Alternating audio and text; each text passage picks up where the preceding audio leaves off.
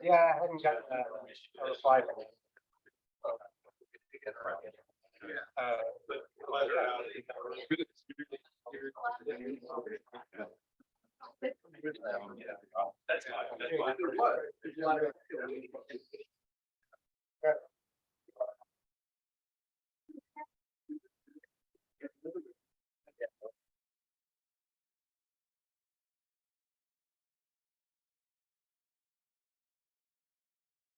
Well, it's 6:30. I know we got a lot of time. Everybody can take a seat. Before we get too far, I hope everyone had a chance to check off on the sign-in sheet that came in. If not, we can always pass it around, or please make sure to check it off before you leave. Of course, we got name tags and stuff as well.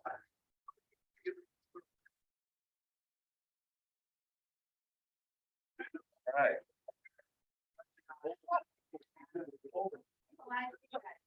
Well, good evening, everybody. I really appreciate you coming out tonight.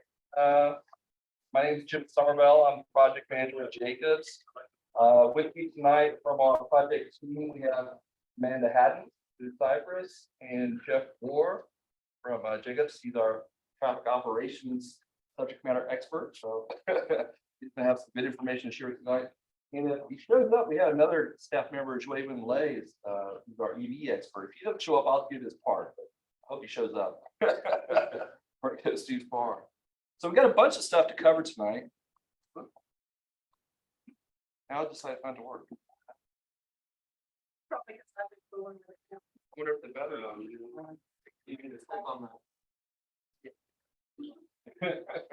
where's the master control? Oh, you got it. Oh, yeah. Give it a try now. There we go. Cool deal. All right. All right. So like I said, we got a couple things we want to cover tonight. Of course, before we get too far started, are there any new members of the steering team? I know we made an effort at the last minute. Yeah, go ahead and introduce yourself and group, I guess. They probably know you anyway, but Fernandez, the owner of Mojitos and the Cross Steakhouse down in Norcross. Here since 2008. About 15 years. So I'm back to participate in the latter year. yeah, I really appreciate it. Yeah, thanks for coming out. Anyone else new that wasn't here last time? I missed last meeting. My Okay. name's Ryan Jones, work for a neighborhood cooperative. Oh, great.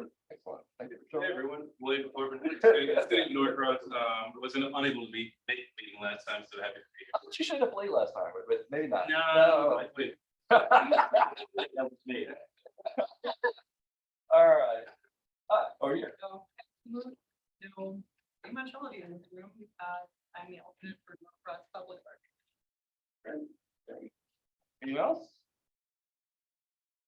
All right, well, thanks. Yeah, what we'll do tonight is give you a project update, talk about the engagement activities, that are underway.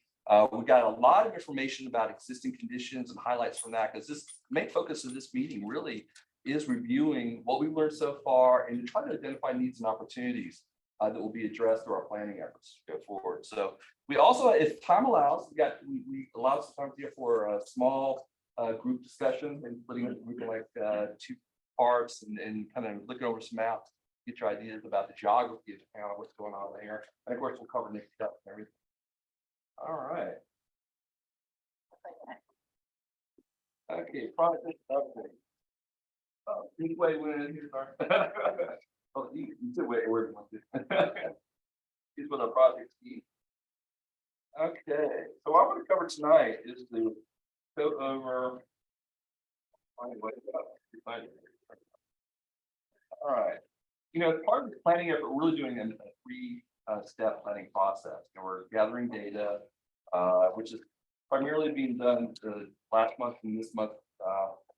And then we're going into targeted evaluation of alternatives, ways to address needs and opportunities to be identified during this stage of the process. And then we're probably going to get into recommendations. our overall goal is just to have draft documents by the end of the calendar year.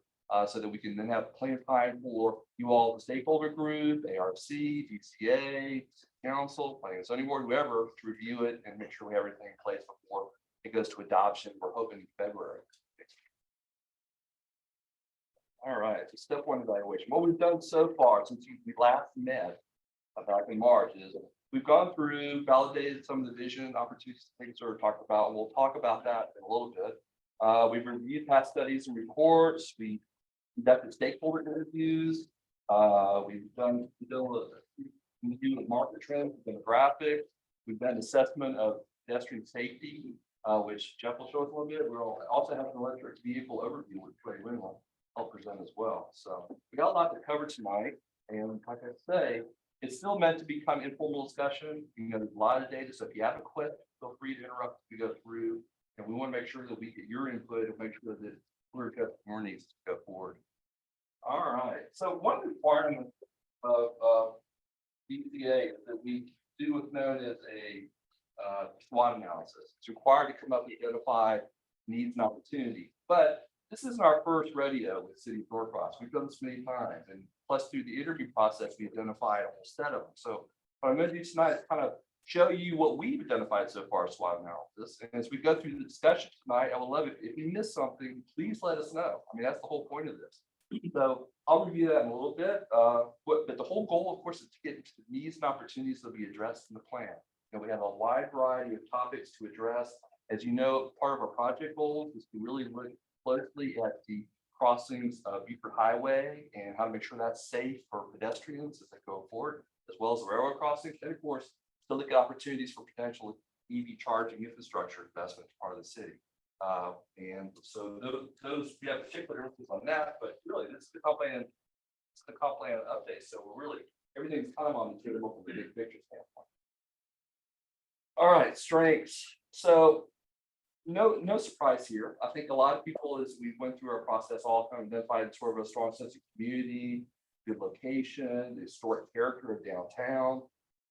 We talked about, you know, good public safety, the good communities in the park, the community events and things you hold on. You know, you've got a lot of positives here that really make this a wonderful place to live and work. So that's kind of a, you know, no surprises there. Weaknesses. So one thing I heard different this time than I have in the past, it's not like it's a new topic, but downtown parking came really high up in the list. I don't know if it's the complaint of the month or what, but yeah, I mean, I've heard it many years of work for the city, but this time I really heard it quite a bit. So, of course, traffic congestion is always a concern that comes up all the time. The lack of restaurants downtown, lack of lots of institutional knowledge. You know, you know, there's been a lot of staff turnover over the years and stuff. So that's always an issue to have. Cultural underrepresentation. You know, I mean, there is a diverse population here, make sure that we have all voices heard is an important goal of the community.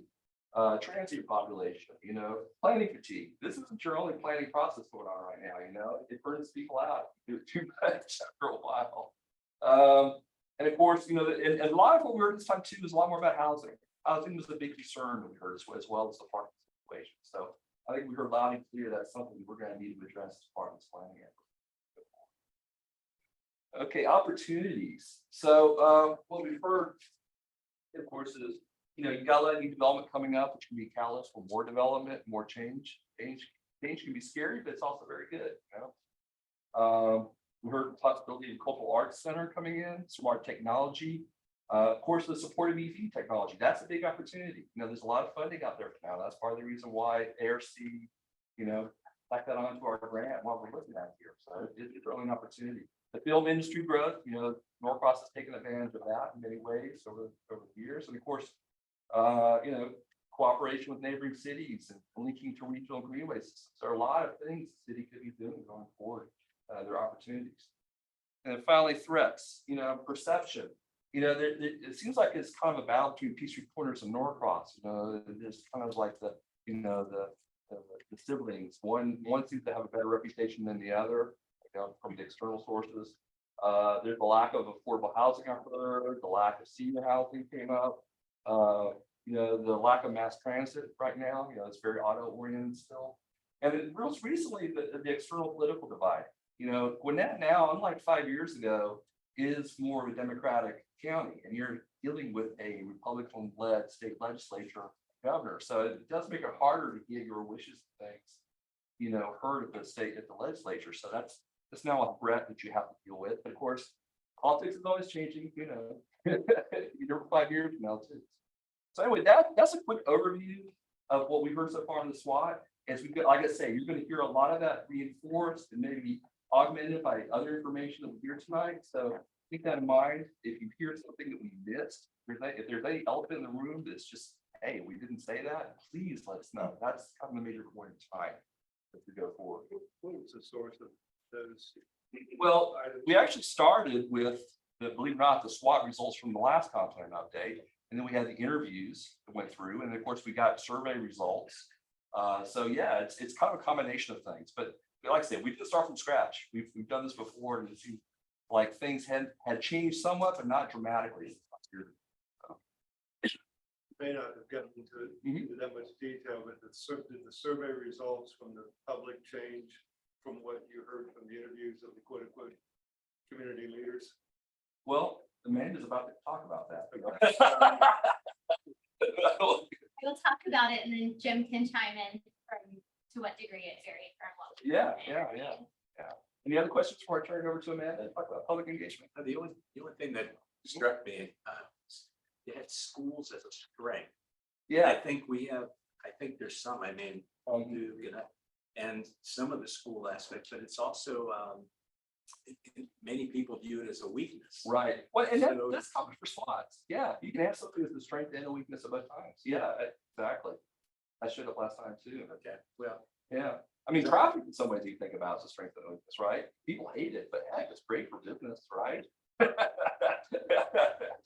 That's your market going down the road. So yeah. Yeah, I agree. I mean, I think you've got some good tools. You got some that are struggling to give up their ratings and stuff. Yeah, it's a good and I point. only share that because I only saw it, Mhm. categorized under strength, so Yeah. that's why it struck me. No, that's a good point.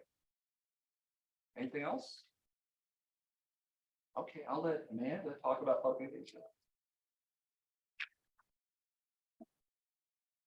Good evening, everyone. So we want to spend a little bit of time covering what we've been doing out in the community and what we've heard today. I will note, as a, not a surprise, but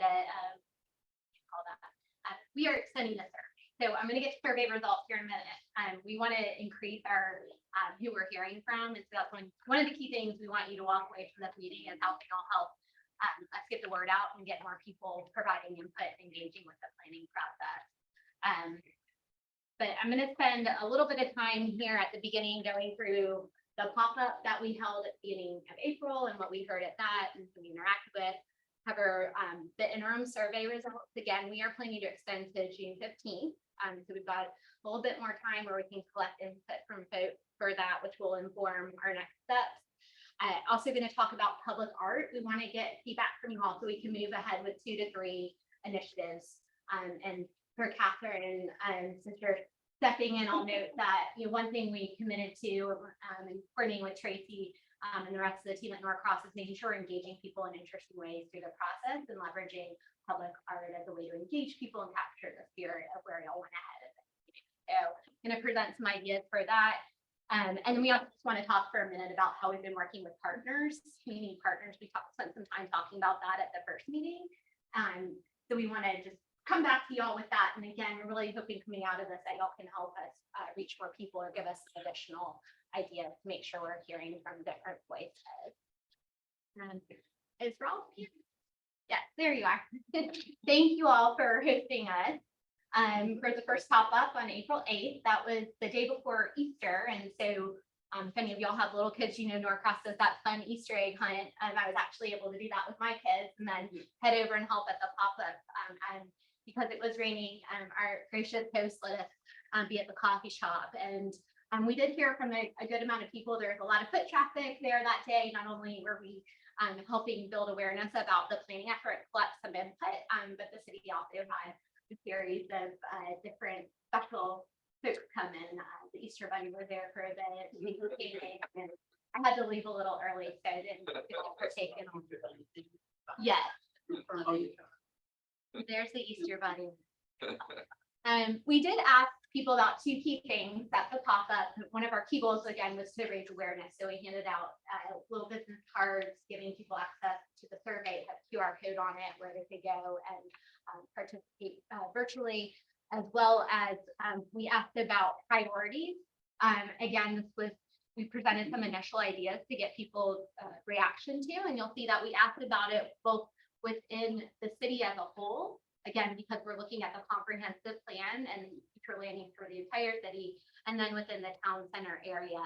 And so some of these may be a little hard to read there, so maybe I'll call out a few. So the blue line, again, is the city as a whole, and the green is the town center. And you'll see at the number at the top that that's the number of people that noted on the board we had. So that's the amount of people that were participating. But at the top of the list for the city of Norcross, we heard housing choices for different income levels, entrepreneur incubators and technology. So again, you're hearing some of these repeated themes from the SWOT analysis that Jim just went through: public gathering spaces and expanded public transportation options. So those were the top four from a countywide perspective.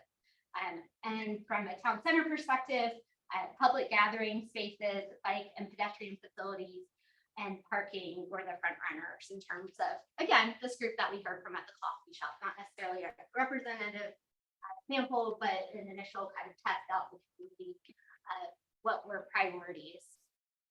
We also asked about walkability, particularly in the town center area, and Jeff will get to some of the sort of technical observation standpoint here in a few minutes. So we asked for people to identify locations where we need safer pedestrian infrastructure and ways to get around safely. And so you'll see that Gwinnett Library is mentioned, a crosswalk, getting in and out of there. Also at the extended stay area, that there's a lot of children that get off the bus there. And then lastly, people mentioned Buford Highway and Holcomb Bridge Road, coming from both Holcomb Bridge Road and South Cemetery Street, tend to make unsafe turns. So again, this was input that we're getting on the spot from people. And that's just a highlight. I'll come back, or Jim will come back at the very end of the meeting. We have 2 more pop-ups coming up later in the summer, and we're hoping those will be really interactive and we can be out and doing a greater variety of activities. So now I'm going to pause on the survey. We did open this in April, right before the last pop-up. We've had English and Spanish versions available and accessible on the website. The city communications has been doing a really good job getting the word out. We also have, we've had some hard copies at the library, and we've returned some additional ones there today. So if you know of anyone that's not able to access digitally, they can go to the library and participate, and they can also come to City Hall and we can make sure that they get a copy as well. Yes. Curious how many Spanish that you received. Yes. And there you see in bold, because this is again one of our calls to action coming out of the meeting. We have not heard from anyone, or at least that has taken a Spanish survey. We have been doing community outreach with community partners to help get the word out. And we do have the survey translated in English and Spanish. Yes. Your community partners include the schools and or the PTA. We have reached out to the of our dark schools.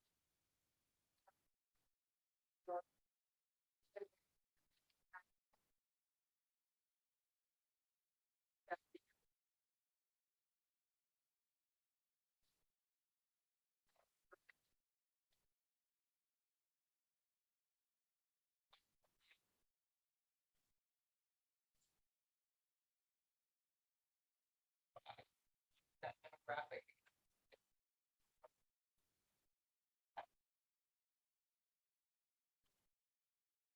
I know that all Duke STEM sends out a newsletter.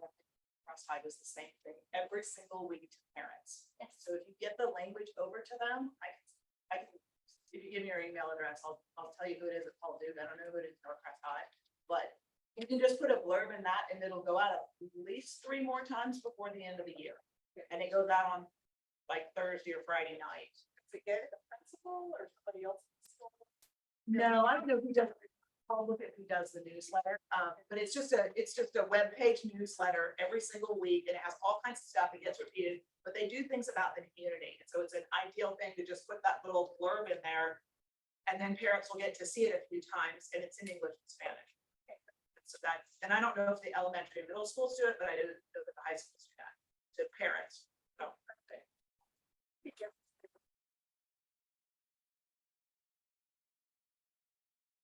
So if you have other ideas, certainly let us know, or you can let us know after the meeting, or raise your hand and let us know during the meeting if you want to mention it. In terms of participants today, so again, we heard just under 200 people. We may have just passed 200 today. 92% live in the primary zip code for the city, 30071.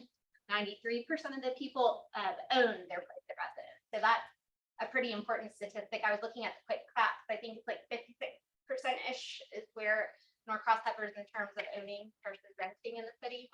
90% live in Norcross full time. That's great. That's who we mainly want to be hearing from, as well as business owners and workers in the city. 18% work, go to school, or in a business, and then 20% visit Norcross for a variety of reasons. And then another question, I know that Norcross doesn't track email addresses for its employers. The Norcross Development Authority has called and obtained email addresses for a number of employers that have 10 or more employees. So if you want that list, that's available. The email them an invitation. And then they do track phone number for all of the employers. And we have so many small business owners who are living in Norcross and running a small business in Norcross that if you had an outbound call to invite them to do the survey, that might get you more people, because there's just hundreds of them. Okay. We'll work with Tracy to look into that. That may be cost prohibitive, the call, but if there's an email list, like that's a really good thing. And we, of course, we have our outreach list that all of y'all should be getting updates from that. Okay, let me move us along because we've got a lot to cover. So again, this is my last slide about who we're hearing from. One thing nice to point out is that we are hearing from a variety of age groups. So I've folded there age 25 to 64. You can see it's, well, not a clear even split, but a good spread across the different age groups. And sometimes we find yourself hearing from like 60-70% 65 plus. So this is a great, we are hearing from a variety of ages in the community, which is important when we're thinking long term. Annual household income, almost 80% is over 100K or more is household income. I looked up again in the quick facts what the average household income is in the city, and it's median household income is around 70,000. So we're hearing from wealthier residents. I'm putting these things out to kind of put some fire under us, to give us ideas, if we all help us get the word out, for making sure this plan reflects the different people that live here. Not to state the obvious, but only having collected 4% in the Hispanic community, I don't think it speaks to the city of Norcross, which is 56% Hispanic. So I think we really need to focus our attention on how to collect, focusing on like the regions right there. I'm sure they'd be happy to have a sign outside, and it's primarily Hispanic community in that thing. Also, all these little plazas, they're happy to put stuff on their bulletin board. Anytime I pass things out, they're happy to post it there. There's a laundry mat there. People are sitting there doing nothing. So I think really focusing on those plazas in this area right here around the highway, we really need to collect more in Spanish. Along the same lines, I know we just went through a process in creating this master arts plan for the Norcross Public Art Commission. And again, making a lot of effort to reach the Hispanic community, the faith leaders, and that's all people of color. It's not just the Hispanic community, but they have been very, very cooperative, and that's another avenue to reach out to, because they can really help us. And what we may, if we could have a quick follow-up call, if we feel like those people would be okay with sharing their contact information, we can reach out to some of the same folks that y'all were able to help me partner. Thank you for that. Yes, and we are very cognizant of that. If we don't hear from a representative mix of the community, we need to make sure that we're in some other way reflecting their perspective and the plan. Part of the reason why we should keep surveying. So I'll do a quick recap. Flyers out at a variety of different shops. That's something I think we can easily do. Following up with some of the faith network connections, their schools, and connecting through their newsletter. I think that'll make a big push. And then again, we will come back to other community partners we've reached out to today as well. So if y'all have other ideas, we can keep adding to that.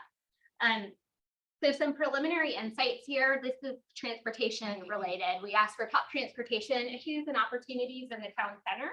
And then again, the bolded ones speak to the ones that rose to the top. People selected their top three.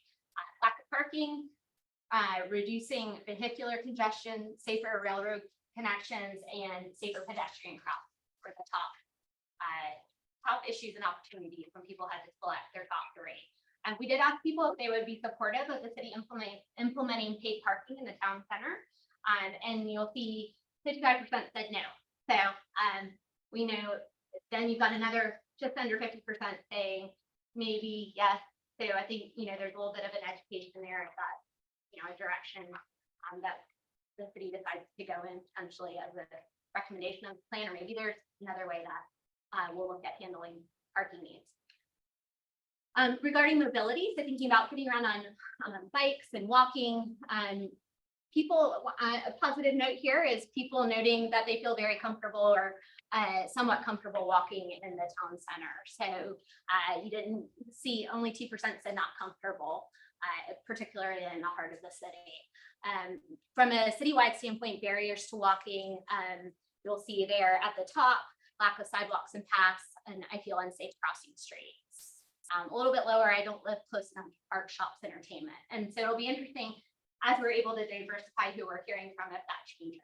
I think, again, we're hearing from wealthier people in the community and not the more diverse groups. Barriers to biking, lack of bike lanes and paths, and people feeling unsafe in the current, with the current bike facilities were the top two things we're hearing there. And we did ask about EVs because that's the key goal of the Livable Centers Initiative study update. 15% of participants have owned or leased an electric vehicle. 51% have thought about buying or leasing an EV, and then 90% support the city pursuing federal funding. So Norcross residents are supportive of the free money from the federal government, and I say free very lightly, but so that's good to know. So we've got support to move forward, and there is a lot of funding out there right now, which maybe we'll speak to a little later. And then we do want to find out where are people charging, and 81% of people are mainly charging their electric vehicles if they have them at home. So that could mean a lot of things. Maybe that means we don't have enough charging in the city, and they would be doing more of that. If there was more. Yes. I can speak to that, charging in public. And then What? In public is just too slow. Like the charger here at City Hall is 17 miles an hour, where like they'll charge 30 miles an hour. It'll take you 3 hours. So that should not say barriers to driving in SUV, that should say easier. But you'll see it's too expensive, just 51%, and lack of charging stations in Norcross as the second one. Again, if we're thinking, if people are not getting into electric vehicles because they're too expensive, in the short term, that might balance out some of the priorities we're thinking about, again, if we're reaching our variety of income levels in the city. Really pushing this EV thing. Really pushing EV. I will Y'all are really pushing this. I will let Tim talk. Well, speak to it's that. part of the brand. That's ARC. That's part of the reason. That's the reason. Y'all are idiots. Right down our throats. Well, no, I think Whether we- Yeah. we're here to hear you though. If we're hearing from this group, like this is a lower priority from all the other things we've talked about, I don't think you would see it being like a ton of implementation projects. And Tracy, correct me if I'm wrong, Jim, but that's why we're here partly, like if it's not a We didn't have priority. any choice of what y'all throwing at us. So y'all are throwing at us, y'all been throwing EV at us from the start of the meeting, first meeting, pop up, and now this meeting. I mean, it's just, and, you know, Well, I'd say it's part of the contract. And it's something we have, yeah, part of that LCI. We hear you. That's a fair question. Well, we'll talk about it later, but. It's out there. seem to be pushed. I'm gonna skip this one. So just a little bit of development priorities that we heard about, and we did ask, you know, of this list here, and there was an other option as well. What is the top priority for you? And so it's ranked, and you'll see, again, we have to be mindful of who we're hearing from. Top priorities: greater selection of shops and restaurants, more outdoor gathering spaces, more parking, more cultural and educational programming, and actually housing shows up at the bottom there. So that's interesting. And then we did ask about what housing types, what type of housing would you like to see more of? And you'll see at the very bottom, just over 70%, single family homes, followed by that around 50% starter homes on small lots, to again, around the 40% mark, active living communities. So you kind of get higher, you get to lower and lower percentages with that more multi-family housing option. So this is, yeah, again, who we've heard to date. I think when we come back at our next meeting, hopefully we've diversified and we'll see if we're at the same spot or if some of these answers have shifted. But we want y'all to have this context as we move into some of the technical discussion and then the small group discussion. Here is where I was just highlighting the community partners we have been connecting with, and asked to help the word out about the survey, and ask them for ways we can, you know, further the reach of this project and make sure we're hearing from everyone. We've also been, hopefully you've seen the yard signs and banners rotating around the city. So if you have, again, suggestions for where those need to go and they haven't, then definitely let us know. Okay, so this is my last bit, and then I'll hand it off to Jim or Jeff, whoever is next. Public art. So this is what I was referencing earlier. We want to come out of this meeting with 2 or 3 of these ideas and support from y'all to move them forward. And I say support as in, yes, let's do this, and we will put in our hard effort to get it done and make it happen. And we will ask for y'all to help us out if you can, by getting people, raising awareness about it, getting people engaged, or maybe helping us with some of the art. I'm going to walk through 5 different options. Let me tell you them in advance. I'm going to try to do this relatively quickly. And we have a chalk walk, a Makers Month collaboration, rocks or stepping stones activity. This is that hidden art idea that we talked about at the first meeting, but in this case, we're just kind of simplifying it a little bit. An art contest and art archives. And so I'm going to walk us through those 5, and then I'd love to hear from y'all on what you think the top 2 are that we should move forward with. And if you're like, these are bad ideas and I've got 2 better ones, happy to hear that too. All right, so the first idea here is the chalk walk. So we would do this essentially in Skin Alley or sidewalks along South Peachtree Street. I think we actually took Skin Alley off the list, is that right? Because of the bumpiness of the roadway there. But we also, Julia from the planning team pointed out we could move this around the city too and bring it into different neighborhoods. Like we could potentially do it outside of one of the parks on a busy day and hear from a more diverse group. So this is something that could move around. And the idea is that we would get the art started on the sidewalk and people would fill it in. And it would be related to visioning our future priorities. We would have chalk baskets out. And so we would plan to do that when there's either an event going on that it would tag along with, or at a location that's going to be busy at a given time. This has been really successful in a variety of places. The Makers Month collaboration is we would provide different types of material for community members, and we would have a sign up and a place where people would collect them, and then give folks a month to do the art. And we would ask for the art to be brought back to put on display, and it would again capture the spirit of the community in the future. So we'll have to work through the details of what the materials are we would provide.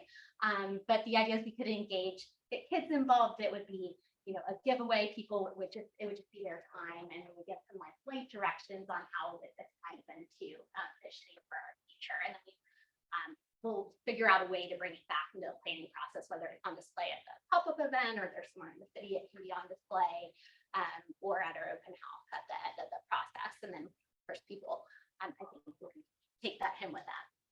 This is the rocks and stepping stone activity. Again, we would be providing the materials. This is something we could partner with camp or schools during the summer. I'm not sure to what degree the schools are doing things in the summer, but we could engage with youth or with seniors or other groups, provide the materials. And then again, we're asking people to use them to envision the future on them. And then we can put them out in the town center around in different areas, or we can also have them up at pop-up events. Yes. When do you see these happening?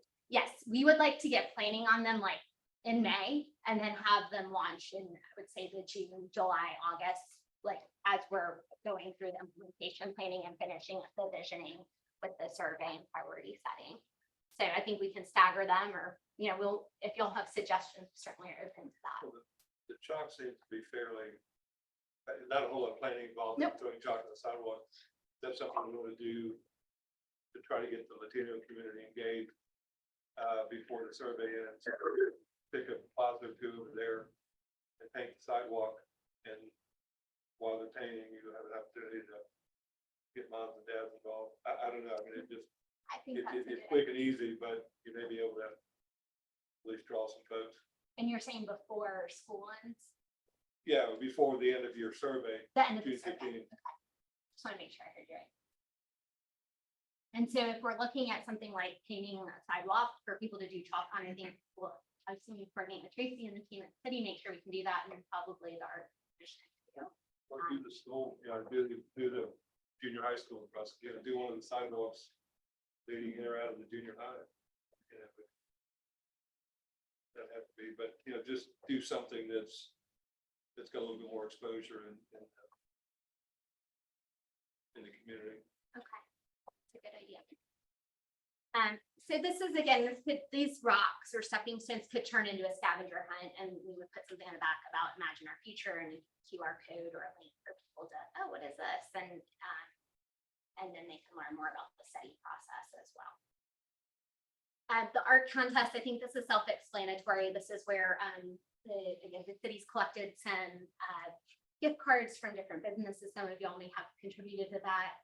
This would be a way to let people do a little visioning through art, and then we would do a raffle for those that submitted, or this committee, for example, could decide who the winner top 3 are.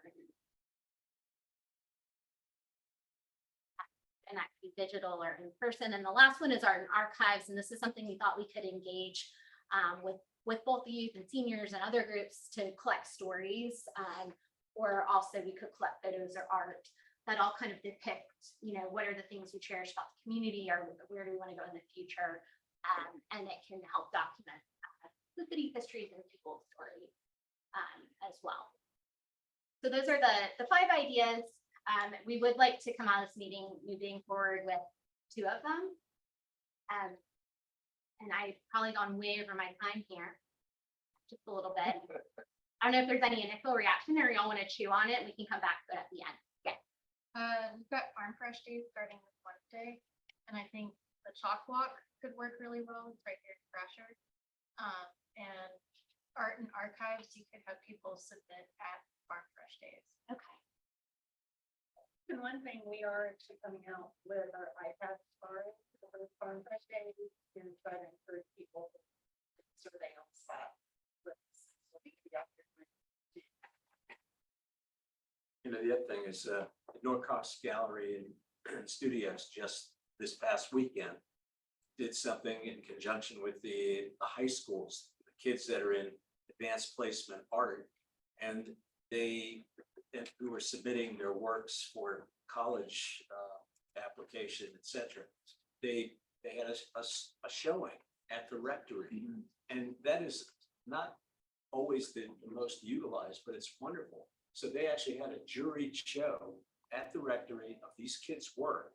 And so you could do you could do something similar, your art contest, or even the art and archives. I mean, you have a perfect gallery to be able to host those works and have the community, invite the community in to see them in a place that's protected and yeah. So that's it. Just And one idea was that we could pair it with the open house in the fall. Is if we have created this art along the way, for that to be one opportunity to have it as on display as part of that. I'm thinking of one other thing that we could do is after this meeting, we could send a follow up. Well, we probably need a few days to follow up with minutes, but we could follow up with a quick survey with these ideas. If y'all are a quick form and y'all could let us know, we could go with the top 2 or 3. We really want to focus our effort on 2 or 3 so we make sure they happen and happen well. Will we get a copy of the deck? I warn you, it is very long. You might be able to sleep on it if you print it. I think we could, project website as well. Slide deck. Okay, we can try to share. Okay. All right, well, that's it for me. Definitely let us know if you thought of partners, other ways we can get the word out, and we'll circle up on that part. Thanks, Amanda. I think we have a lot to cover tonight. Now we get into the fun part. This is issues, what we learn from temporal analysis and stuff. One of the things that we know we're about to undertake is an update of rhetorical market analysis, graphic, and all that. And we're still in the process of doing that, but I want to share just some preliminary ideas to kind of set the context for what we're talking about tonight. We're using Esri business analysis. This is using GIS and trying to figure out, capture, market areas and stuff. So this map over here shows drive times within 5 minutes, 15 minutes, 30 minutes downtown. And it's interesting, the Norcross population itself in the city is 18,534. Gwinnett, it's getting close to that million mark. Now we're pushing there to go forward. But, you look out the 30-mile drive time and you're talking over 2 million people within that community. That's quite a market that you can capture or attract in the city. So that's a good sign as a general rule. Here's the population projections they're shown so far. But we're planning to predict at least another 500 people up to 2027. So slow growth, which I think is always what every community should be looking at. You certainly don't want decline. You don't want to be stagnant. You want to be slowly growing. And Gwinnett, it's going to top 1 million by 2027. So go forward. All right, per capita income. Norcross right now is trailing Gwinnett County a bit, but if you look again within a 30-minute drive time, you're talking about a significant increase. So that is quite a significant market for businesses in the area, what's going on. So keep in mind. Predominant, this is one thing I think is very interesting. Well, I was talking about the divided Beaufort Highway, and I think this graphic kind of shows it very well. It's something we actually put in our public engagement plan, but the green areas up here are predominantly white, the orange areas are predominantly Hispanic, and the yellow are predominantly African American. So you really see the divides, and the pie charts kind of show you there. So this is the kind of bridge. This is the bridge we're trying to build. We're trying to get across this major, making sure we reach. We talked about the survey. It's really that, southeast side of the city we can reach out to. So that's not very well. All right, housing statistics. What we show from Esri business analysis is actually a majority renter right now. So it's showing 3,184 compared to 3,125. Vacant units are small, so which of course helps drive up price and everything. But you're showing a projected increase of households going with the population there of another 185 households. Again, slow, steady growth. You got a lot of development come out of the ground. My guess is going to be higher than that probably in 5 years. That's why, exactly. This is what Esri and they're showing. They don't know what's happening on the ground like we do. My guess is you're going to see a much bigger increase of that. So anyway, that's kind of This is more than census. I mean, I think this data may be a little more accurate. So you're right. I think. As we go forward. Like I said, we got a lot more of this kind of information we're working on. We'll put together a slide deck. It's probably that we'll have available online and stuff. I don't want to bore you with a bunch of statistics. got enough facts and figures to look at tonight. So. We also going to be doing a comparison with 3 comparable cities. We're going to be looking at Peachtree Corners, Duluth, and Chamblee are the 3 cities we're going to look at to try to compare demographics, markets, see how Norcross stacks up against your neighbors there. So, all right, pedestrian safety assessment. I'm going to turn it over to Jeff, and he's got some interesting data that we pulled.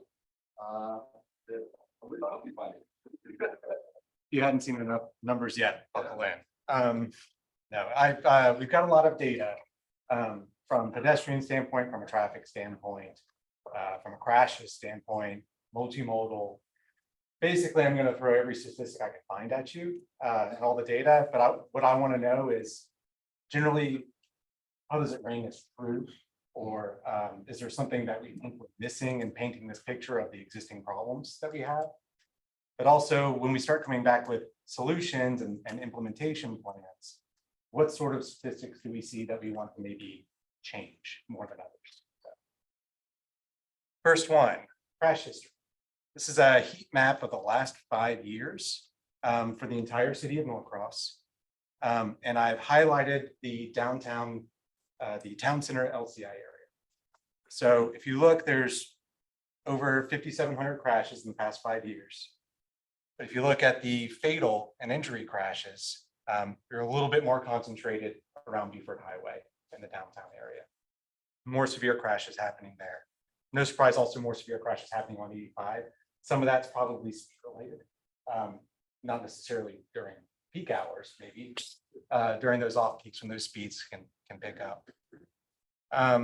We also have more pedestrian crashes in the downtown LCI area. And for additional information, I also pulled truck and bike crashes. I will put a caveat on the pedestrian and the bike crashes. These are reported bike and pedestrian crashes, police reports. Oftentimes, if there's not an injury or anything serious, they go unreported. Near misses, especially when you think about it, things that could have been worse than they were, will sometimes go unreported. Those occurred on 85. I mean, 85 is not part of our jurisdiction. Right.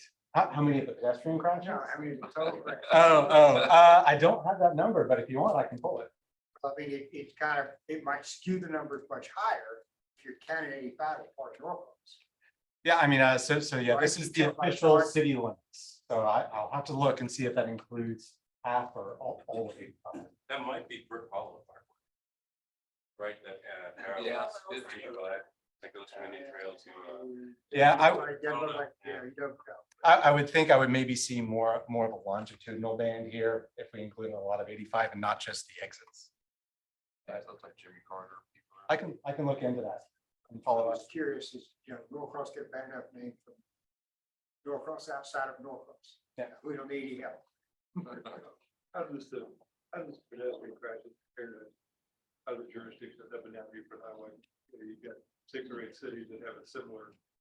Yeah. Concentration and spanning Beaufort Highway. No, I think that's something I can pull that as well. I think when you're looking at those adjacent communities, Joe, we can also do an adjacent sort of a crash rate Yeah, I mean, if you analysis. start at Brookhaven and go all the way to Beaufort or even Swanee, there are similar concentrations of downtown areas straddling.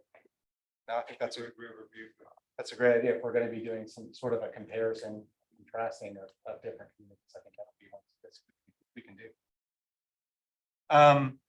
Because I think the town center LCI focuses a lot on Beaufort Highway. I did pull just Beaufort Highway. And one thing I noticed in the data that I thought was interesting is that between that 2016 and 17 years when the median project came on Beaufort Highway, and it looks like it had a positive effect on some of the crashes. I did point out there that 2020 was COVID, so a little bit of a data skew there, but all the types of crashes that were reduced the most were rear end and angle collisions, which are likely associated with all those curb cuts and left turns happening there. So I thought that was a good trend that was started there. Another piece that we heard about was railroad safety. So I have here the railroad crashes. These are pulled from the Federal Railroad database, so they go back pretty far. But I think some of my years got cut off here. I think most of them are happening up around the Holcomb Bridge crossing. That also may be a factor of there's probably more traffic crossing at Holcomb Bridge than there are some of the others. So it's definitely a problem that's visible in the data. That's actually a picture from the last crash. Oh, did you?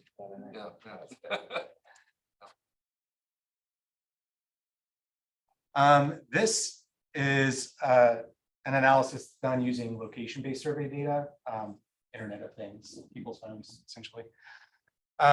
What we've done is we've made a hex map over the town center LCI area, and we looked at, it's been put through a machine learning algorithm that is able to differentiate heads versus cars based on the paths. So what this is showing us is where pet activity is the highest in the town center LCI area. Just under our video screen here. During the weekdays, what I saw was interesting was the school being lit up in the southeast corner here. Yeah, can you? Oh, yeah.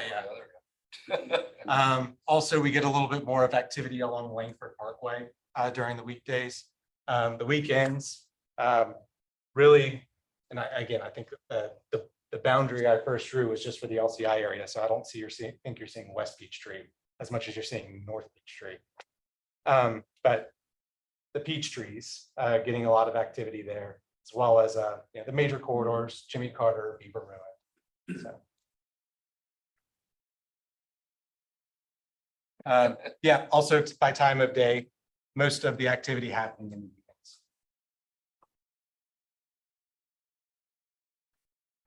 Another probe data special here, this one tied to vehicular travel. We've got what the congestion is during the morning and evening commutes. So I don't think it's a big surprise, but Buford Highway gets a little congested during the peak hours. And it particularly gets congested on some of these side streets that are leading in, Holcomb Bridge Road, coming into Buford Highway, Jimmy Carter, pretty much all the way between Peachtree Industrial Boulevard and 85, heading south. And looks to be a little worse in the evenings than it is in the mornings.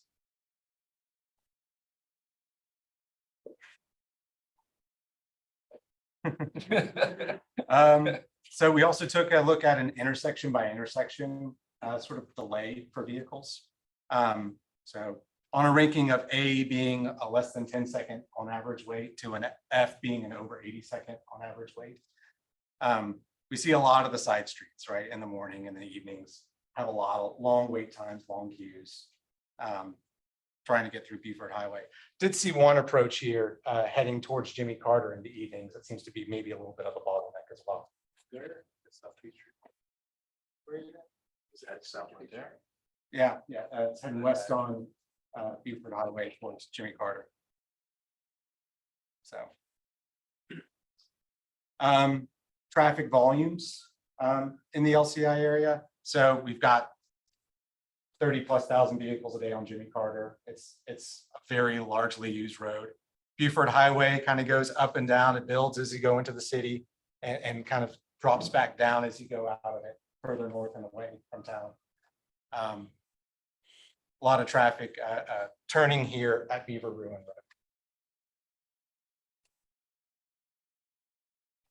So this is a graphic that I'm going to have to explain a little bit. We did a design flag assessment for pedestrians at each of those 6 crossings on Buford Highway. And this is just kind of a visual representative of what that means. We identified issues as either a yellow or a red design flag. And this is based on national research and it's been implemented in several papers. So it's gaining a lot of ground and it helps us design better intersections that aren't just based on, oh, there's a lot of head crashes here. It also is how comfortable are pedestrians. It includes things like how long are they standing there looking at a don't cross? You know, if they're standing there, more than a minute, Are they're gonna decide to just go and cross on their own? How many high volume left or right turns or turning over those crosswalks? Where they just are required to only maybe yield if they see a pedestrian, rather than having a red arrow or something that stops them. So we did compare this data to actual crashes we saw at the intersections. So each of these 6 intersections, you can see Jimmy Carter Boulevard in the past 5 years had 3 pedestrian crashes at it. One of them fatal, 2 of them injured. Also had 25% red design flags. So Mitchell Street, 2 injuries, 1 fatality for pedestrians, 21%. So I do think we can see kind of a trend in the design flag assessment and the number of crashes we're seeing at these intersections. So this may be a tool that we may want to use to look at potential improvements. Pardon me. Is design flag? You're flagging the design because it's bad? Or like you're designing a flag that's either red or yellow? No. It's not to take a flag and cross with it. No, it's taking a look at the geometry and some of the other characteristics of the intersection and saying, is this a potential problem for pedestrians or is it not? Okay. So like those long cross times, for example, would be a red flag if they're over a certain amount of time, yellow flag if they're under a certain amount of time, and no flag if they're relatively short. In your previous, were you showing pedestrian or vehicular movements with the red and yellow? This one is pedestrian. This one is the vehicular movements. Well, some of them are. The turning ones are vehicular movements. The ones over the crosswalks are the lengths of the crossing. How many lanes a pedestrian needs to cross. For instance, on that first one closest to you, what would the flags be? Yeah. In that diagram. Yeah, so on this one, crossing north and south, these east and west legs would be a yellow design flag for the wait times. Crossing across Jimmy Carter this way would be a red design flag because it would be over, I think it's like 60 seconds wait time. We've got a high volume left turn here that is allowed to turn permissively over this crosswalk. So it was a red flag because of the volume. This right turn also, same reason. This left turn here, lower volume. If we saw a right turn that was also a high speed and high volume, that'd make it even more likely to be a red sign. So there's big, wide, sweeping radiuses where a car doesn't really have to slow down to make a right turn would be something of concern. So number of driveways that are near the intersection. Again, hard for a vehicle turning out of one of those driveways. A lot of things vying for their attention there. So if pedestrians coming from maybe their right, but they're looking to their left to look for that gap, that could be something that's an issue as well. How do you improve wait time for the pedestrian without screwing traffic up? Yeah. That's probably one of the harder things to fix, right? The design flags don't say, it's very difficult to have no flags, but I think what this does is it gives you a menu of things to look at. So I know that there is a project coming at Jimmy Carter Boulevard. It's going to increase the number of left turn lanes, but it's also going to phase separate them. So they won't be going at the same time as some of those crosswalks.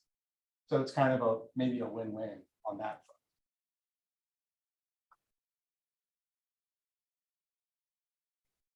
Or you could use the EV grant money and build pedestrian bridges. Not the first person to see that, as you'll see. So we did take a look at some of the planned and program projects coming to Beaufort Highway. The Jimmy Carter at Beaufort Highway intersection improvement. So just to orient you, north is this way. So yeah.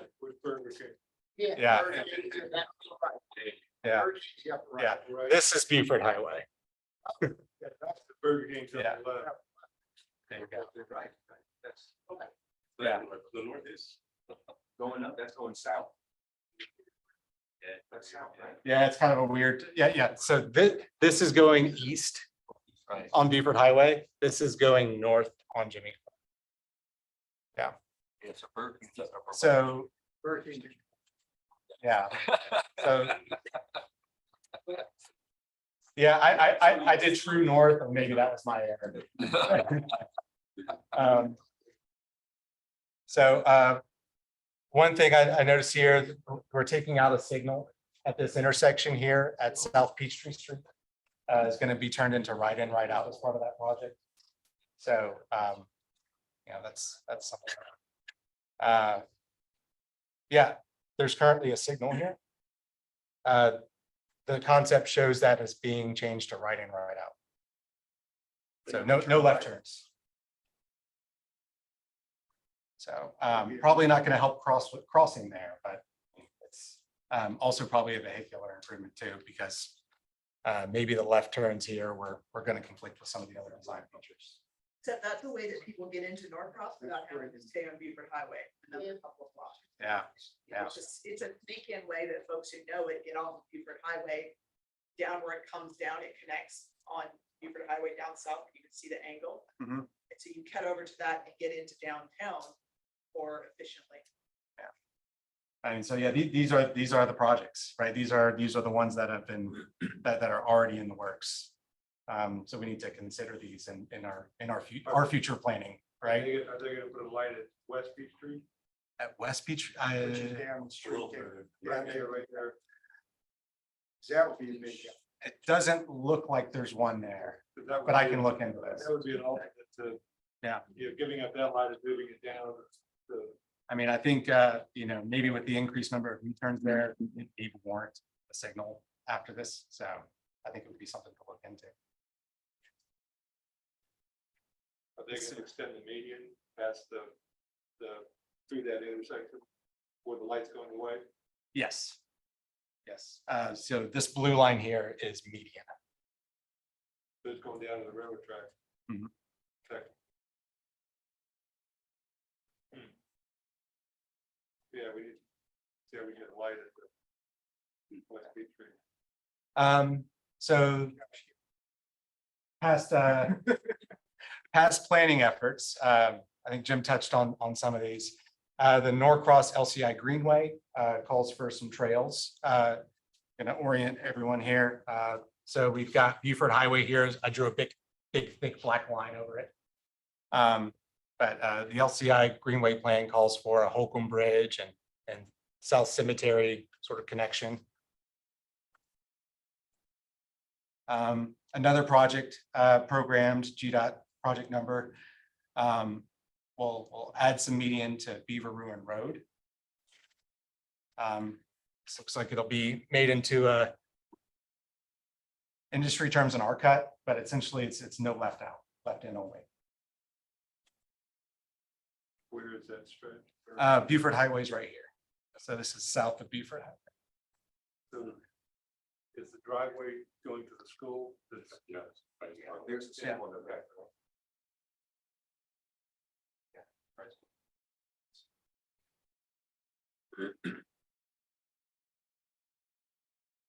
So are they extending the multi-use path along Beaufort Highway? Mean good for us. Is there a wide sidewalk created? Is that being On extended? Beaver Ruin. I believe. This is all Beaver Ruin. Yeah, this one. Yeah, this one doesn't look like it has any sidewalk updates to it other than for ADA compliance. They widened those sidewalks.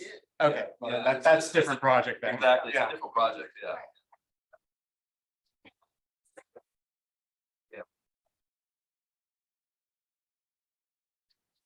Does not go all the way.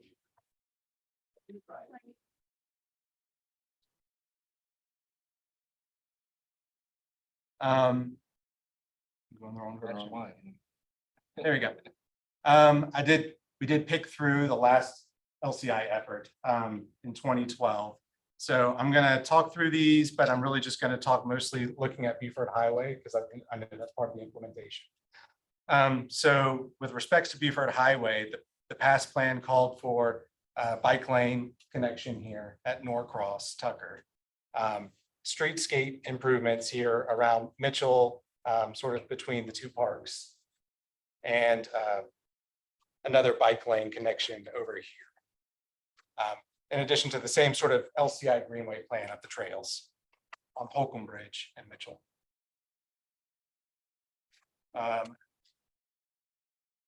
Previous LCI plan called for additional sidewalks in a lot of areas, right? So filling in some sidewalk gaps on these connections between Beaufort Highway and downtown or Peachtree Street. Is this plan been updated? So I think we have gotten a list of projects that have been implemented since this one. Don't know that these sidewalks were on that list. Right, yeah, and that's one of the questions we actually have. Yeah, this was an ambitious plan in 2012. Yeah. Not, obviously, most of it has not been completed, so is it overly ambitious? We need to bear down, and part of what we're gonna ask you tonight is help us prioritize what should be done in the short term. Yeah, Well, so if I look at this and I look at Sunset for putting in sidewalks, Sunset has had sidewalks on one side of the street since we moved here in 2006. So I'm not sure if that meant the other side of the Yeah, street. I or think it what, means the because other side. it's hard to look at this picture and know what on earth they're talking about. Yeah, and we do have links to the past LCI plan. I just wanted to give a high level overview without going into too many weeds on all Yeah. the streets. But maybe use this as a guide to launch into those questions. So there was a good deal of traffic calming recommendations in the past LCI project. Most of them focused on this area around the land web. Those include bulb outs. Bulb out is where you'll narrow the intersection at the stop sign or narrow the street at the intersection to stop from parking up next to that and blocking sight views of other vehicles. It also shortens crosswalks when you build those bulb outs. So.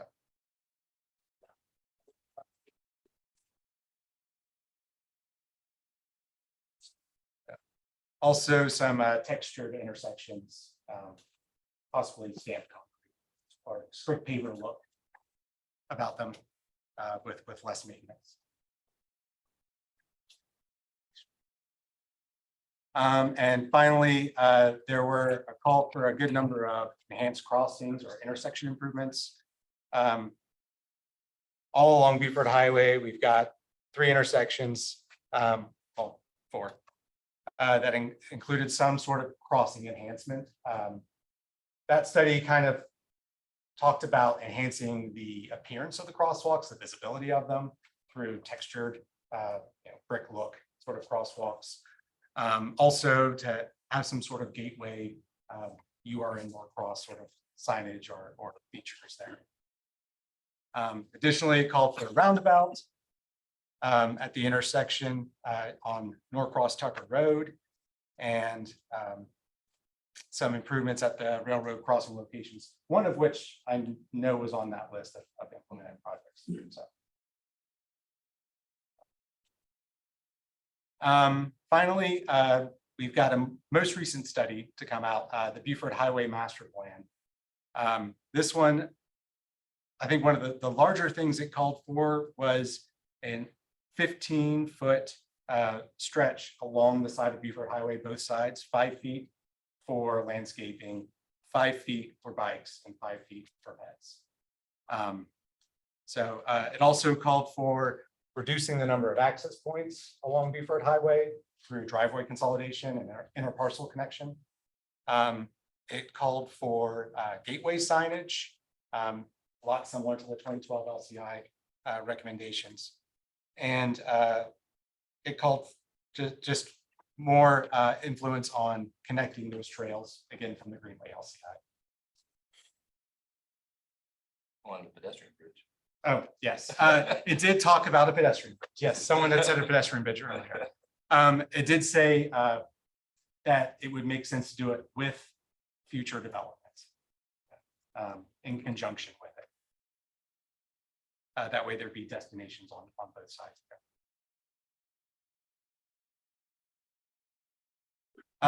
So some questions to think about. I know I just threw a lot out there and the slides will be available.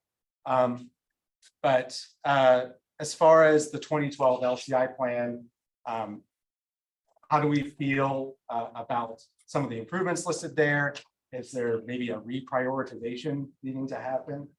And also for the Beaufort Highway Master Plan, what's our appetite for looking at maybe pumping out for those 15 feet of landscaping, bike and pedestrian facilities, along with going through and combining those access points, working with property owners alike?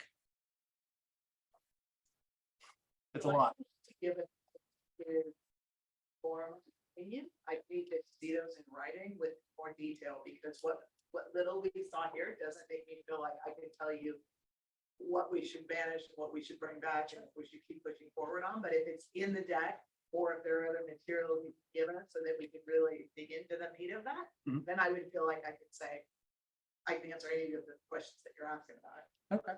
So yeah, so what I'm hearing so far is like nothing's off yet. Like there's nothing over here that's been, oh, we've tried this. We already know that A or B was not successful or the way we want to go. It's kind of all, we just need more information stuff. Okay. I think we also need a realistic view of what's been completed in the last 11 years and what's left to be completed from the previous study. It's a lot. Are we adding more to the pile, or are we trying to dig out the pile from the last study? I mean, I think there are a lot of good elements already in these other studies. I think it's a matter of refining some of them. How long do we, is this study supposed to? When does this one get replaced? When is it 2023 when it get replaced? Is it 40 years, 10 years like this one is? All right, so the LCI implementation, it includes improvements on Beaufort Highway, whatever they may be. And also improvements at the railroad crossings. So those are sort of the two things that we are definitely going to be addressing. So May want to My stress- question is, how is, Jim was mentioning that it's a 2012 study we're looking at. We're trying to figure out what they've done in the last 11 years. Yeah, right. Okay, who's gonna be looking back at our plan and how long? They're gonna be looking back at 11 years from now? 10 years from 10 years now, from yeah. That will, Okay. yeah, if well, assuming the LCI program continues. Yeah. Which I think will, yeah, it'll be another update in about 10 years as they go forward and compare it, so. And clearly, your record of accomplishments and how successful the community is in implementing it helps really put you in line for getting more funding. The more successful you are, the more likely you are to get funding. If we have a track record that's not that great, yeah, they're not gonna take you that serious. Are these initiatives city, county and state funded? Yeah, well, it depends on the project. Yeah. I think there's a mix of stuff as far as I've seen on the list, right? Wouldn't you agree, wouldn't you? Yeah, Beaufort Highways and state routes. Yeah. GDOT's always going to be involved.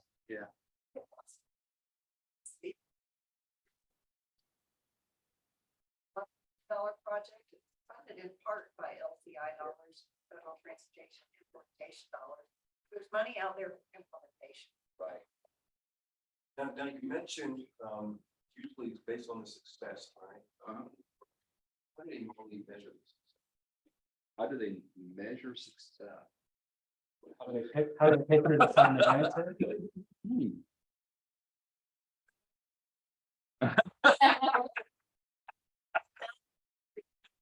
How do you measure success? That's a good question. I mean, I think how well does it accomplish, project goals, improving safety, what's going on? Yeah, how many of your, I mean, there's a basic is how many of your projects are high volume. Yeah. But no, I think it's. That's a $1 project for them Yeah, doing, yeah. so. The more you implement, the more I mean, and that's why they gave us the grant to look at this and other stuff. Is that, they obviously believe Norcross is a good partner and they would love to give us more money. Good report. Yes, I'm ahead. I just thought it may be helpful to speak to, there's no reason Norcross could not update. Like part of the recommendation of this meeting could be that we want to update our LCI in 5 years. Or is there a reason we wouldn't want to consider updating it more frequently, or part of, you have to update your comprehensive plan every 5 years. That's a requirement of the state. So you could do a light update to your LCI plan in 5 years if that Yeah. helps. Or at least apply for it. So how do you pay for that update? Maybe have enough staff to do it, or, which is, pretty taxing normally on top of the regular job that they have doing. But that is something you could consider, and it seems like 10 years, I professionally recommend like 5-year team to look back at your plan and see, check in how you're doing and update it, because things change. Yeah. At least from a short-term planning perspective. So I just wanted to No, mention I think that that's could be fair. something you'll consider. I would think we would need as a starting point, list of things that were completed from 2012. Yeah, Right. we do have record of accomplishments. The city actually has done that. So Because we can put that on the project We side. might go back and say, okay, Yeah. we still want to do, or that was bad. I mean, it's a big table. What I'll do is maybe do some activity on, like, might be needed, like how many projects. We do have a table. City has reported back regularly to ARC. Yeah. LCI agreements, Microsoft Office, things like that. Yeah. So it occurs to me that one of the biggest railroad improvements we've made is the raising of the streets on the west side of Polk. Right. Yeah. The railroad tracks. at Polk Bridge. Right. But I don't know if that was part of the LCI. You know what I mean? And you need a few years was. afterwards It to is. know if accidents really have gone down at the Holcomb Bridge crossing. Oh. Because they raised the street, you know what I mean? But if that wasn't part of the LCI and that was just something the city was trying to do because there were so many accidents, we wouldn't know it if we didn't have a list to be like, okay, it took a few years. Right. That took a long time to do because of yeah. all the negotiations with the railroad. Right. So if that was on the list, be like, yeah, that was a great accomplishment, but we don't need to do it, it's done. Right. know? Yeah, that was railroad crossing enhancements was definitely in the LCI from 2012. Yeah.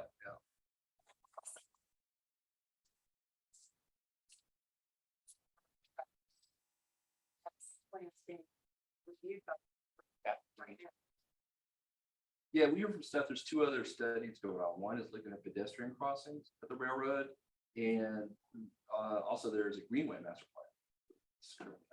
So parks removal. So we'll be coordinating with them as well, just to make sure that, we're talking and we know what they're doing. Yeah, you got a question down there? Yeah, Mission right. like gears, yeah. Yeah, Mhm. basically, that's the same thing. We could get a side by side, like, here are the initiatives, here's what's been completed, and your reduction. Okay. For the items that are. Maybe some check mark on all that. Yeah. Done, Kind of like what you. in plan, not done. Yeah. Haven't been done. Yeah. And one of the things I noticed as you get later in the slides, there's gonna be 2 months before your next meeting. Right. So maybe there could be a little homework assignment, between the end of May, we get data back. Yeah. These. This is what you want to do on your summer vacation.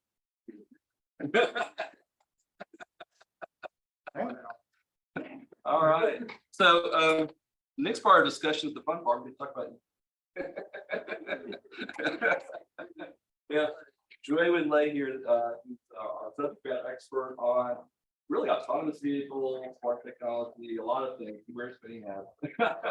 But he'll kind of put together some stuff. There's a lot of information here. I mean, a lot of you are wondering again, why are we doing this? It's part of our grant. We have to look at it. But there's a lot of money, and there's as Whitman's going to show you, the trend is for electric vehicles. It's right now, I think it's 5% of the market is electric vehicles, but they're saying in 20 years it could be over half. So this is a trend that everyone needs to get ready for in somewhere or fashion. But I will turn it over to Trey. We'll let him talk about it. Whoop. Take it back.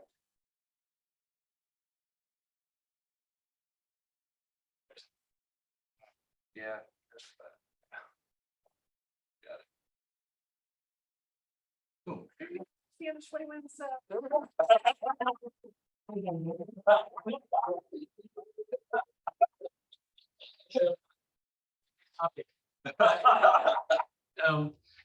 Like Tim said, it's a scope ad, and we just want to keep you guys informed from national level, state level, and help us make informed decision. What the city wants to do, where to get the money, and where to install charging station, if that's something you guys interested in doing. So EV is growing, right? So what is driving EV growth? So there, we see there are some key factors.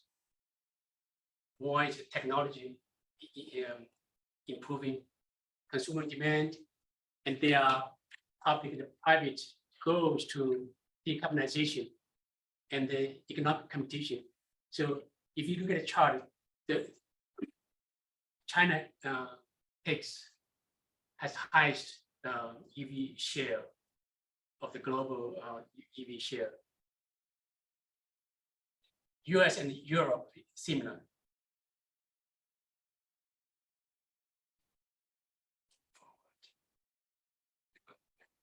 So with these factors, the administration thinks that something they need to do. So they made a executive order like 2 years ago. The goal is to target 50% new car sales EVs. Can you guess where we are now? We are talking 5% or 6%. So last year was get to 6%, not quite 6%. So it's quite an exponential growth. In Georgia, it's about less than 5% for something. But the government camp is making a huge priority for making Georgia the leader in the EV manufacturing, battery cars. So that's for economic achievement purpose. So from a state perspective, so what is the state doing? So this map shows the current, the public available EV chargers in the state. So mostly concentrated in Atlanta area. That's makes sense. Yeah, no surprise there, right? So this number of stations, and some station has multiple, particular has multiple ports. So have 4,000 ports in Georgia. A combination of level 2 and the level 3. Where is it from and how many of these stations are behind a gate in an apartment complex or a office building or something? So this is from it's a website, National Electric Vehicle Infrastructure. The program has a website. You can search it. If you do an advanced search, like where you want to look into, only for public available chargers. Not for. I think it's filtered. Yeah. It's already filtered, so all of that is public.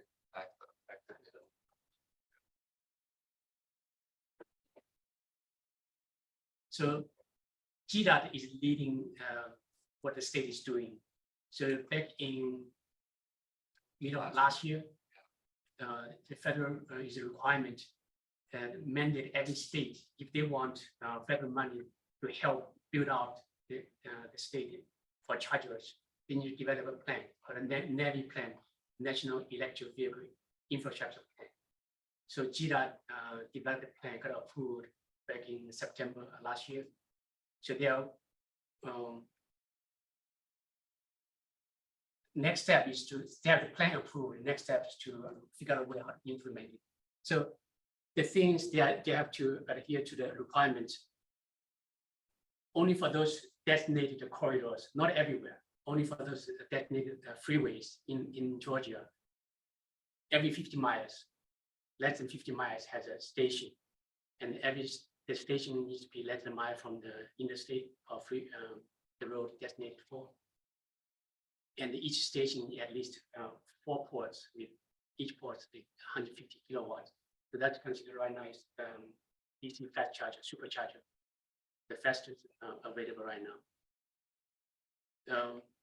You can see in later, there are not many GDOT need to build. They need to fill, for now, first step, we need to build 38 stations to fill the gap. So the map on the right-hand side, that's Georgia's designated what they call the alternative fuel corridor. That's a federal mandate. Say, state needs to submit your priority corridor to deploy those chargers. So that's what GDOT submitted. And the pink area is the area already covered by DC fast chargers. The yellow area is the gap area that they're trying to work out. So 85 is already covered, right? Look at most parties covered. And this map shows that in the US, what other states are doing. That's really important, Matt. Yeah. For instance, Metter, which is right about where the 16 is, they're 10 or 15 EV chargers at the Parker's gas station, 4 mile off the highway. Oh, there are some. That's not showing here. Well, this is from the plan of last year. Were they recent? 4 years ago. Oh, good grief. Well, someone So didn't do it. actually, 4 years ago, what type of charger? This is only for what they call the NEVI compliant fast charger. These were, they were, Oh, they are. most of them were Tesla, but they're all, Okay. anyway, I was curious. So as far as this, so there are a lot more detailed information in this plan. It's publicly available. You can go to Georgia DOT's website, download and to read it. Interesting. Who pays for the charging station? The federal government or the state? We do. Just say we do. Doesn't matter. It's all that time. It's all your money. Okay, come on. I imagine it's a shared grant, that's my guess. Probably a So- share of every, right? Yeah. Yeah. Sometimes most of you already know type of chargers. Someone complain about super slow charger here. So we have typically there are 3 type of chargers, right? Level 2, level 1, level 2, level 3. Public available typically 2 or 3. Level 1 is just home charger. It just plug into regular outlet. That's the one shows in front of City Hall.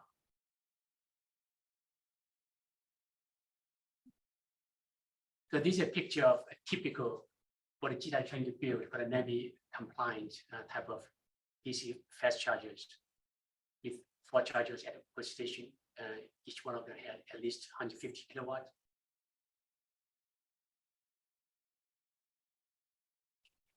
So as part of the NEVI initiative, they demanded each state to, in their program, to consider equity. How that to be measured, they have an initiative called Just Reporting. Means the investment each state make, each community make, need to have at least 40% benefit of those programs or grant initiative flow to disadvantaged communities. So as part of that, in the GDOT NEVI plan, they actually map out all the disadvantaged communities in the state. The things to consider in the NEVI plan, they talk about the charger access. You need to consider related to urban area, rural area, race, ethnicity, physical ability, income. How does this apply to Norcross? Well, I think the community's right along 85, east of, we're doing our part of this disadvantage. So you are eligible. Go back to your gap map and let's see what it looks like along 85 in Norcross. Oh, well, the gap map shows no gap, if I recall. Whoop, going the other way. So this theoretically, Norcross is not eligible for these funds. There are different parts. Yeah. There's one big part is for GDOT to take care of those. They call it alternative fuel corridors. And there's another part of money for communities, cities like Norcross to apply to. So we have 2 census tracts on the east side of Beaufort Highway bordering up to 85 that are within a mile of 85. That if we were looking to put in charters that are close to 85, they would happen to fall into the 2 lowest income census tracts in the city. Right.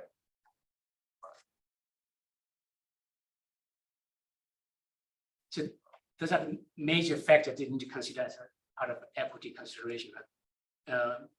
From the charger location and also in the process, how can we get minority participate in the deployment of those chargers for workforce deployment, development, and the minority owned business participation, build the chargers. And also from air quality perspective, so there are specific funds for agencies like Gwinnett County, for instance, to electrify the transit buses, for MARTA to electrify the transit buses, and also there's such a grant for school bus to get it electrified. So this is very high level, two big part of money for from federal government for as part of the NAMI program. So the formula funding that GDOT is managing that part. So each state get a particular, they have particular formula to calculate how much money they get. So Georgia DOT get 135 million for next 5 years to address those AFC's gaps. So there you have your match, your 8% federal funding. Yeah, that's 20% local. 20% match, local match. And then is a $2.5 billion for discretionary funding. That's eligible for community charging. So you probably know ARC is about to start regional transportation electrification plan. So for that plan, they will provide guidance how to address some of the issues Norcross is going to face and where to apply funding and what methods to apply funding. So more details coming through their ARC's plan. So there's a lot of funding for what I call downstream, the charger to the car. What funding is available upstream for the transmission and generation of the Yeah. power that's going to be needed to, At least, yeah, there's separate money for that too. and is there money available? Norcross has a power company. Right. How do we upgrade our lines to handle the influx of chargers and the power draw that they have to from Plant Vogel to here? Yeah, so this in the I mean, you know, it's one thing to plug a car in, it's another thing to plug the charger in. exactly. Right, Yeah. right. What they think. So there are different what is called programs Yeah, progress. to address that. Because different aspect of EV mobility infrastructure. So all in the what they call the bipartisan infrastructure bill. We can there are a lot of information from just from Georgia DOT's NAVI website. You can find a lot of information there too. So we just point out some potential partners or funding sources available from federal level, state level, and the local Georgia Power. Like recent discussion, initial discussion we had with Norcross Power. We know the city engineer is working with Georgia Power, trying to install some new chargers, right? Right, yeah, right now there's two public stations, one downtown, here at City Hall, one out at Pickle Park, but there are plans to put a third one over there by the depot. Right now as well, so that's. Yeah, that gravel parking, the south right there, yeah. I think it's kind of open to debate though. I mean, I think they're willing to go somewhere in that area. So that's something we can look at as part of this too. Where? Existing gravel lines, Carlisle and South. The problem that, of course, is you gotta get the railroads to agree to it and all that. There's also been talk, the parking deck downtown, maybe that's the better location for it. But somewhere in the downtown area. But because as you saw, it takes 30 minutes to charge a car, right? At least. So you're gonna have to have something to do while you're waiting. That's just a level 3, which requires 480 volt and it's a 60,000 versus a 30,000 charger. Yeah. I mean, what funds are available for Norcross to provide all level 3 chargers so that people can come, eat dinner for an hour and charge their car versus, as Lauren said, if it takes 4 to 6 hours to charge a car, Yeah, that's not. that's no problem. We're going by, we're gonna just drive on by. So it has to be the fast chargers. Yeah. So Go ahead. well, this is the area we want to get yours input. We have the tools to help find optimal locations and so make some informed decisions where to put them. Then there's what about other e-mobility needs. So that's some area, what do you? Right. Exactly. I mean, that's kind of what we're just talking about. You know, you've got where we put the EV chargers, you could also build really common EV charging hub, you know, where you can do other things, e-bikes, scooters, talk like all cars. Clearly, you'd want links to transit, info, wayfinding. I mean, these could be like little transit hubs in some ways for alternative ways of getting around. So, and like I say, 30 minutes is a minimum. You know, it's like it's probably gonna be a little longer than that to go forward. Yeah. So, oh, you're here. Yeah. So, you know, some of the questions we had, you know, we talked about, you know, the city, the community has recognized the need for, or the opportunity this funding has, and it does align with your commitment to sustainability. But to what extent will the market address the issue? I think that's one thing we've all kind of wondered about. You know, if you have a Tesla, you're probably charging it at home, right? As you go forward.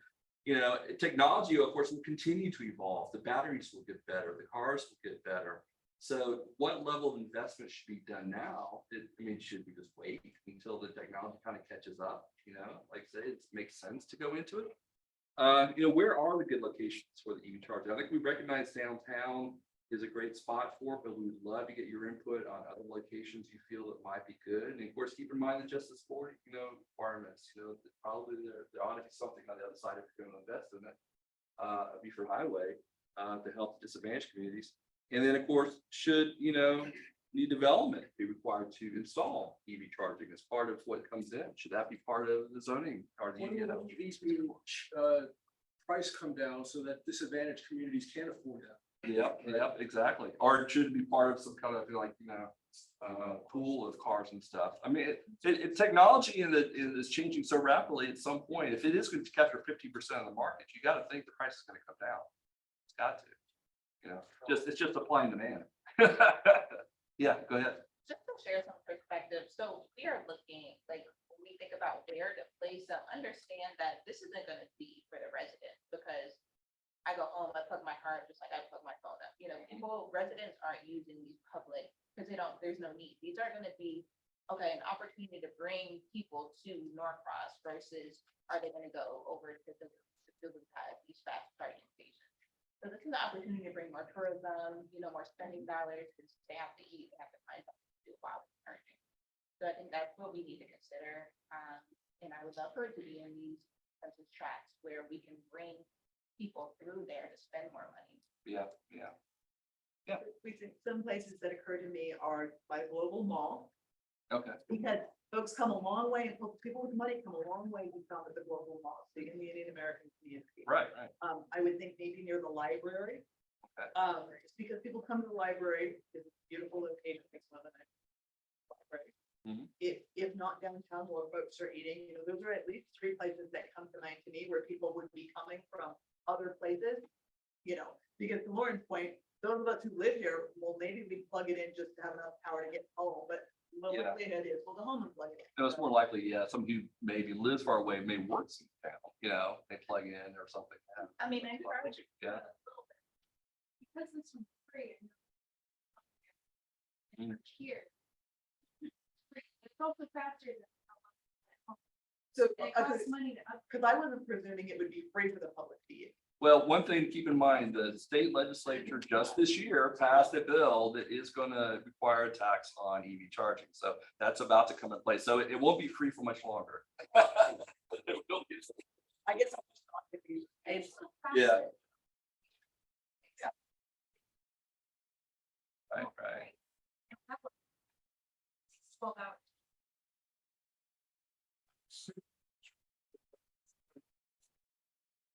Well, if you charge for the thing, I think we probably would get a revenue stream of some sort. Yeah, I mean, we're required to charge coming up here anyway. So.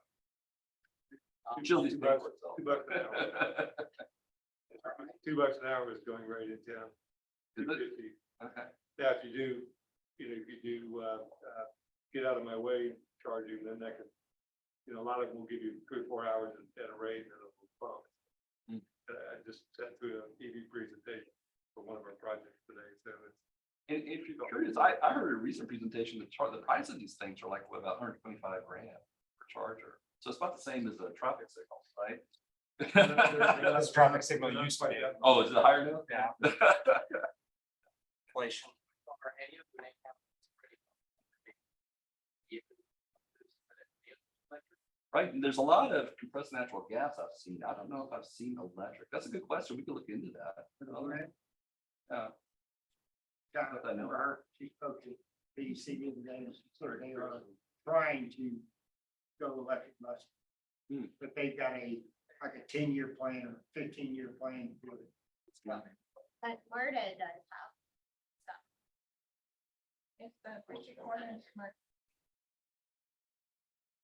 Yeah, it would be, yeah, In the autonomous vehicle. yeah. you should warn it. Yeah. So are these chargers that you're talking about being the city owns them and charges some nominal rate, or just encouraging private developers to come in and put them in certain places? What's, This would be, we're talking about funding for city chargers, but that is a question. It's like I was saying, do we require private people to put it in, or we just let the market take care of it? They'll go with it anyway, because it's gonna be the trend, right? So, yeah. but I can see if you're trying to bring people into to what Lauren was saying, if you're trying to bring people in, then it might be an investment the city would be interested in. Getting Right. dollars to do, and then charging perhaps not market rate, but a nominal price to cover the tax and whatever for Well, we have our, maintenance of the. we still have our own power company. This is a great revenue stream for them. Yeah. Remember, this is Norcross Powers. You use it for advertising too, right? Press power logo on it.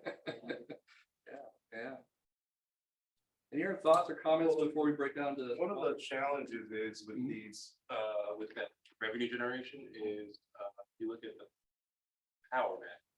All of the highly desirable spots are already with Georgia Power or Jackson EMC. Norcross Power really only operates in and around the. It's like the center of original city. circle of the city, right? Correct. Yeah. So that's a challenge too, when you're talking about that, but to your point, downtown surely could be opportunity or along this, this And area. with the library would be good highlighting, But like Indian Trail, not owned by us, right? Golden know, Wall's not even. not, so Georgia Power got that a long time ago, so. But there's still opportunity. Yeah, I think still opportunities. Because you can't, because you can't, doesn't necessarily mean you should. Are there funds that we're not thinking of? Other costs of electric vehicles? Well, like I was saying, why invest now? Technology is going to change. I've heard if an electric vehicle ever catches fire, you can't just pour water on it. It's a nasty fire. It's got to be done special chemicals. It's not something you want necessarily in a public place to have, to have happen. Other than You just burn through the street. yeah, It's a 600, it's a big fire and it takes forever to put out. You can't pour water on it, like you said. There are right tracks now that are banning electric cars. yeah. Because they're afraid. It'll take special training for the fire. Right. And I think the other thing is just practical. And I may be very naive, but it's not like you get high turnover because, people are there for a period of time. Yeah. And so it's not like you're gonna have 50, 100 people a day or. No, and because so- it takes half an hour to charge the leaves. Yeah, exactly. Yeah. Somebody for a long time. Oh, really? Per day. So there's ways to limit the Yeah. increase in price. Yeah, Oh, yeah, exactly. yeah, Good use. yeah. Well, I'm hearing a lot of still curiosity, a lot of good questions to go forward. Don't throw baby out with the bathwater yet. So, we do have a lot of concerns about this practical to go forward. No, it's good. It's good. Well, what we're thinking about doing next, you think about time allotment?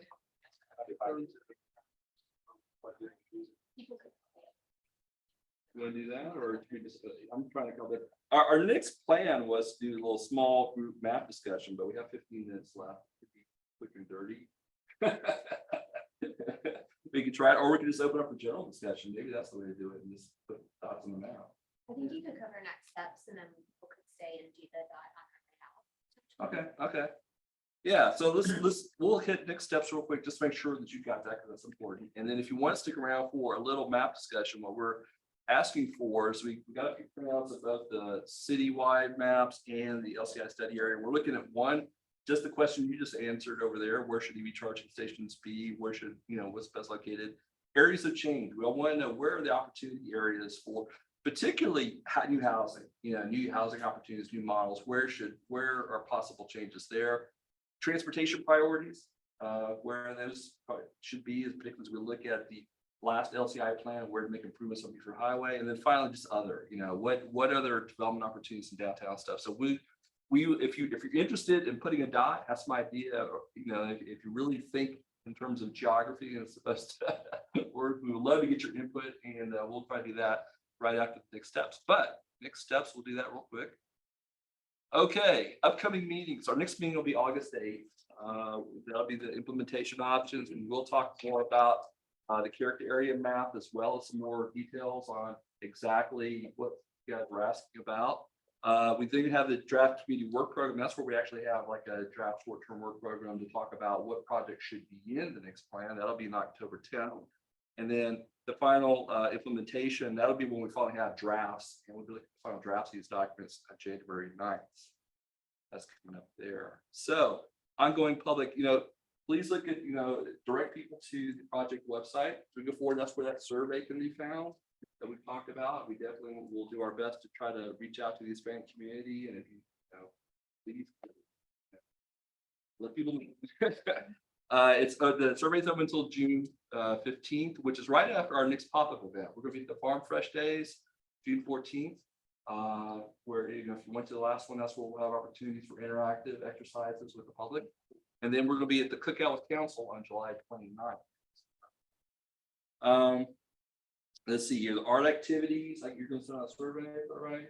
Yes, please. Just spend 30 seconds to. Right. Project outreach list, and we're always trying to expand that. Who's that, or our mailing, so what's going on? I assume that's what you're referring to there, right? And then You're going to send out a follow-up that we'll respond to. Yeah. Okay. And we can get that out tomorrow. Yeah. It should be real quick. Click the link. Yeah.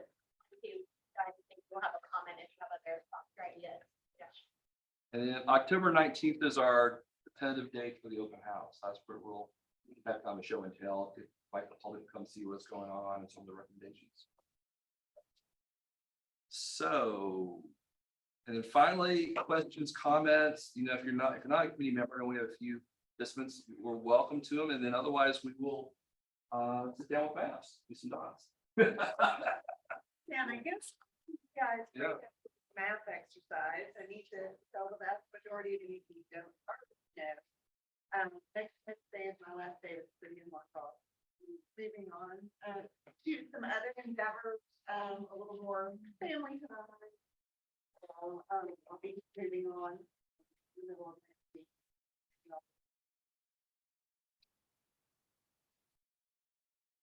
Doing. Tracy, I know I speak for many of us who have interacted with you. You have been just an extraordinary asset to the city, and that just heard this news. It's a huge loss for us, but very happy for you. Just thank you so much for all that you've done to contribute to the city over these last few years. So, thank you for all. Good luck. That tells me you won't see the last of it.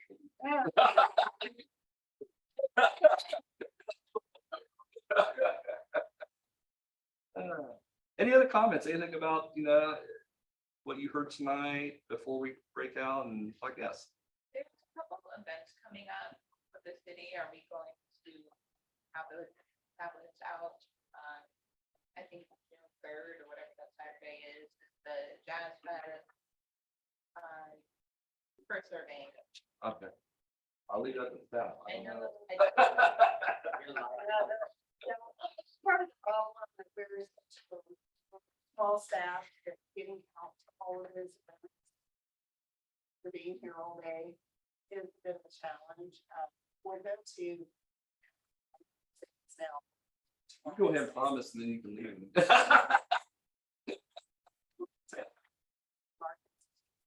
Yeah. Farm Fresh Days, keep forgetting.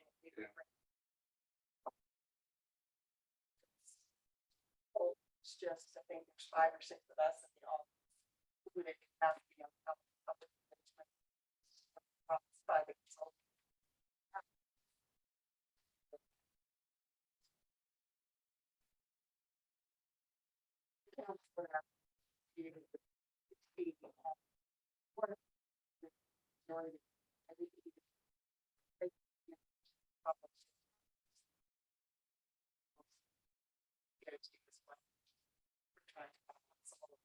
We've got 3 pop-up engagements, one of which is already done. And then the community. Farm fresh. October. Oh, the open house, yeah. Vicky, I wonder if we may be able to locate at least a couple of the yard signs in strategic yeah. locations. That had it like, if that way. Yeah, 'cause right now they're over at Fashion Park and we're like, yep, yeah, that would be, ideal because we're gonna be there, on, say, the plan.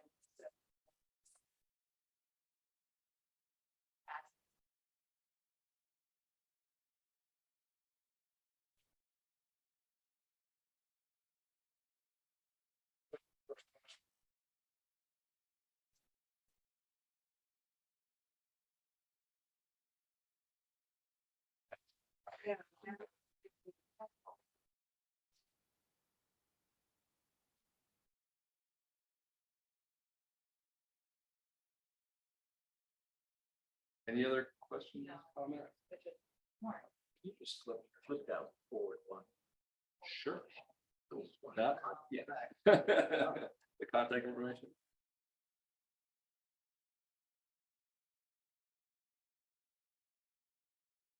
I think is Antonio Harris going to be the main contact, or is it Louisa or?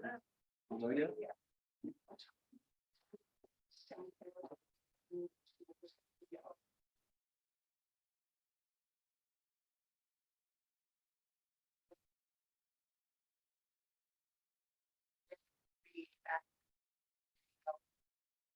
Included, I'm not, going all over that good time. It's still gonna be local for all the people. But they'll be able to come back. Yeah. We have our cell phone. But yeah, you can contact me and I can always tell Patty. Well. Okay, well, that was it in a nutshell. Like I say, we've got a little time left for a map exercise. If you all are interested, we're right at, 8:22. So we'll have it set up here at the door as you go out. But again, what we're looking for are, possible locations for TV charging. You had some great ideas over there about, the market and stuff. Areas of change in blue, transportation priorities, and then of course, other opportunities in the town center. So with that, feel free to come over and put a dot on it. Grab the other.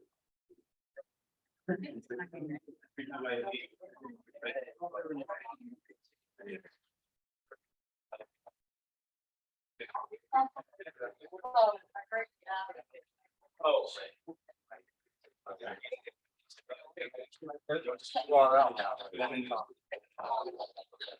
Can we go?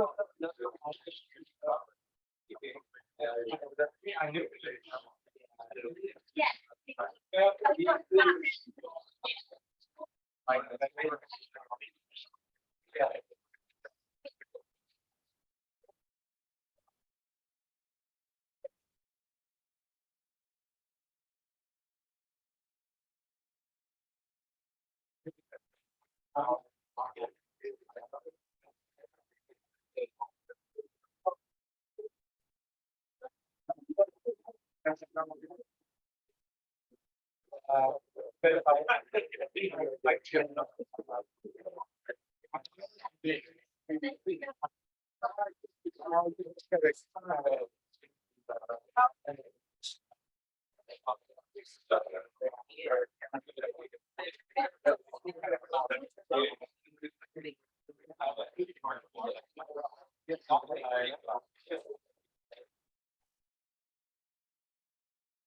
But if Right.